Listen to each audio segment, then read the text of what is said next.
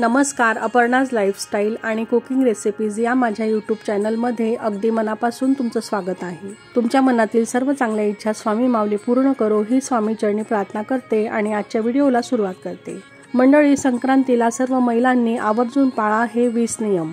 थंडीच्या दिवसात वर्षाच्या सुरुवातीला येणारा सण म्हणजे मकर संक्रांत। हिंदू धर्मशास्त्रात मकर संक्रांतीचा सण खूप महत्त्वाचा मानला जातो। सूर्यदेव हे या दिवशी धनु राशीतून मकर राशीमध्ये प्रवेश करतात, त्यामुळे या दिवशी सूर्यदेवाची पूजा केली जाते आणि दान देखील केले जाते। धार्मिक मान्यतेनुसार मकर संक्रांतीच्या दिवशी गंगा स्नान करून दान केल्याने त्याचे चांगले फळ आपल्याला प्राप्त होतं। मकर संक्रांती 2025 मध्ये मंगळवारी 14 जानेवारी रोजी साजरीही केली जाणार आहे। या दिवशी गंगा स्नान आणि दान करण्याचा शुभ मुहूर्त सकाळी 9:03 पासून ते सायंकाळी 5:46 पर्यंत असणार आहे। मकर संक्रांतीच्या सकाळी ब्रह्ममुहूर्तावर उठून स्नान करणे शुभ मानलं जातं। आंघोळीच्या पाण्यात गंगाजल आणि तुळशीची पाने टाकून स्नान केले जाते। आंघोळीनंतर नवीन कपडे घातले जातात। त्यानंतर तांब्याच्या कलशामध्ये पाणी भरून त्यामध्ये तीळ आणि हळदी कुंकू टाकून सूर्यदेवाला अर्घ्य द्यावे। त्यामध्ये तुम्ही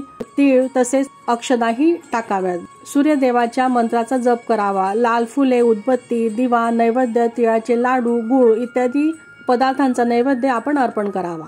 दरवर्षी संक्रांतीला कोणता तरी एक रंग हा वर्ज्य मानला जातो, म्हणजे संक्रांती देवीने ज्या रंगाचे वस्त्र परिधान केलेले असतात त्या रंगाचे कपडे संक्रांतीच्या दिवशी परिधान केले जात नाही, मग ती साडी असो किंवा इतर वस्त्र। यंदा संक्रांती देवीने पिवळ्या रंगाचे वस्त्र परिधान केलेले आहेत। यामुळे 2025च्या मकर संक्रांतीमध्ये पिवळा रंग वर्ज्य मानला गेलेला आहे। यंदा संक्रांतीच्या दिवशी पिवळा रंग हा परिधान करू नये। यंदा मकर संक्रांतीच्या दिवशी महिलांनी पिवळ्या रंगाची साडी किंवा कोणतेही वस्त्र हे परिधान करू नये। त्याचबरोबर पिवळ्या रंगाच्या इतर वस्तूही आपण परिधान करू नयेत। शास्त्रानुसार मकर संक्रांतीला काळा रंग शुभ मानला जातो। महिलांनी यंदा मकर संक्रांतीला काळी, हिरवी, लाल, गुलाबी, केशरी हे रंग सोडून इतर कोणत्याही रंगाची साडी नेसावी।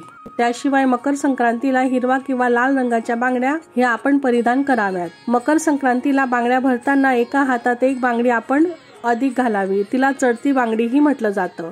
त्याशिवाय मकर संक्रांतीला लाखेच्या बांगड्यांचा चुडाही भरला जातो, त्यालाही विशेष महत्त्व आहे। यामुळे यंदा लाखेच्या बांगड्या आपण नक्कीच परिधान कराव्यात। तर मैत्रिणींनो, आता आपण संक्रांतीला कोणत्या गोष्टी कराव्यात आणि कोणत्या गोष्टी आवर्जून आपण टाळाव्यात तेही थोडक्यात पाहूयात। मकर संक्रांतीच्या दिवशी रात्रीचे शिळे अन्न खाऊ नये, यामुळे नकारात्मकता निर्माण होते। मकर संक्रांतीच्या दिवशी मांसाहार, कांदा, लसूण म्हणजेच तामसिक भोजन करू नये।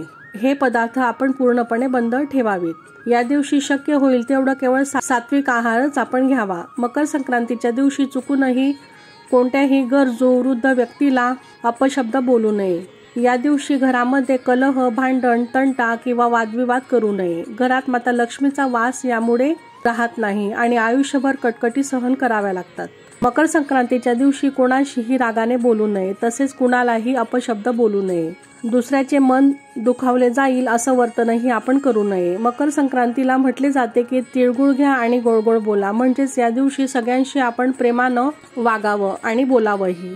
या दिवशी घराबाहेर आलेल्या गरजू व्यक्तींना मदत करावी, त्यांचा अपमान करू नये। मकर संक्रांतीच्या दिवशी नवीन कामाची सुरुवात करणे शुभ मानलं जातं। नवीन गुंतवणूक, नवीन व्यवसाय, नवीन नोकरी किंवा इतर शुभ कार्यही केली जातात। यामुळे आपलं घर हे समृद्ध होत असतं आणि आपली उत्तरोत्तर प्रगतीही होते। मकर संक्रांतीच्या दिवशी तुम्ही गरजू व्यक्तींना धान्य आणि कपडे दान करावेत। यामुळे भगवान सूर्याची वर्षभर आपल्यावर कृपाही राहते आणि आपलं आरोग्यही चांगलं राहतं। त्याचबरोबर मकर संक्रांतीच्या दिवशी आंघोळ केल्यानंतर सूर्याला जल अर्पण करावं, यामुळे वर्षभर आपलं आरोग्य उत्तम राहते। या दिवशी काळे तीळ, पांढरे तीळ, गूळ आणि साहित्य म्हणजेच सौभाग्यकारक वस्तूंचं दान आपण गरिबांमध्ये करावं। मकर संक्रांतीच्या दिवशी गायीच्या तुपात पांढरे तीळ मिसळून हवन केल्यास देवी लक्ष्मी आपल्या घरामध्ये अखंड वास करते। तीळ हे दारिद्र्य नष्ट करणारे सांगितले जाते। मकर संक्रांतीच्या दिवशी झाडे तोडणे अशुभ मानले जाते, तसेच या दिवशी तुळस तोडू नये, असे करणे देखील अशुभ मानलं जातं। मकर संक्रांतीच्या दिवशी शक्यतोवर गरीब लोकांना आणि अनाथ मुलांना अन्नदान, तिळगुळ किंवा तिळाचे लाडू, कपडे, धान्य थंडीपासून बचाव करण्यासाठी उबदार कपडे, ब्लँकेट्स किंवा चादरी, खाण्याचे काहीही साहित्य तुम्ही दान करू शकता. त्यामुळे अधिक पुण्यप्राप्ती होते आणि गरिबांचे आशीर्वाद आपल्याला प्राप्त होतात आणि आपल्या जीवनातील दुःख, दारिद्र्य, पीडा हे दूर होण्यास मदत होते आणि यामुळे पूर्वजांचे आशीर्वाद देखील आपल्याला प्राप्त होतात.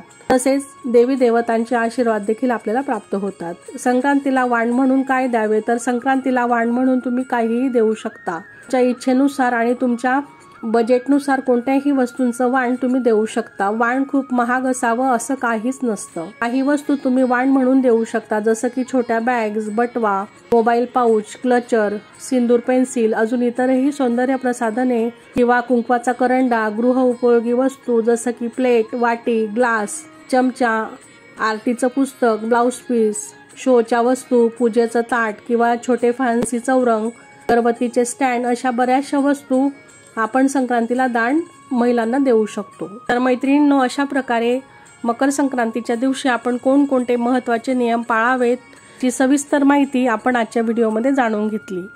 त्याचबरोबर वाण कोणकोणत्या गोष्टी आपण देऊ शकतो ते देखील आपण थोडक्यात पाहिलं. तर कसा वाटला आजचा व्हिडिओ, आजची माहिती कमेंट करून नक्की सांगा आणि अशाच माहितीपूर्ण व्हिडिओसाठी आपल्या चॅनलला सबस्क्राईब नक्की करा. त्याचबरोबर बेल आयकॉनवर क्लिक करा, जेणेकरून नवीन व्हिडिओ अपलोड झाला की त्याचं नोटिफिकेशन सर्वात आधी तुम्हाला मिळेल आणि आपले व्हिडिओ जास्तीत जास्त लोकांपर्यंत शेअर देखील करा. श्री स्वामी समर्थ.